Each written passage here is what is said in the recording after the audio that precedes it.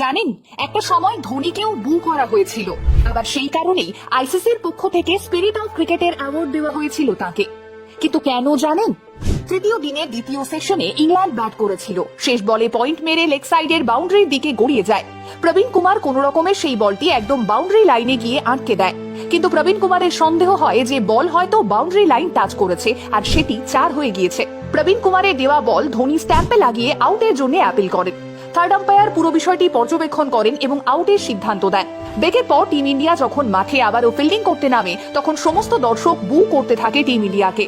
কিন্তু কিছুক্ষণের মধ্যেই ইংল্যান্ডের সেই ব্যাটসম্যান ব্যাট হাতে মাঠে নামে, যাকে ব্রেকের আগে থার্ড আম্পায়ার আউট দিয়েছিলেন। সমস্ত দর্শক ঠিক সেই সময় দাঁড়িয়ে হাততালি দিয়ে টিম ইন্ডিয়ার প্রশংসা করতে থাকে। পরে জানা যায় মহেন্দ্র সিং ধোনি ব্রেকের সময় শেষ বলে করা নিজের আপিল ফিরিয়ে নেয় আম্পায়ারের থেকে, আর সেই কারণেই ধোনিকে আইসিসির পক্ষ থেকে স্পিরিট অফ ক্রিকেটের অ্যাওয়ার্ড দেওয়া হয় 2020 সালে।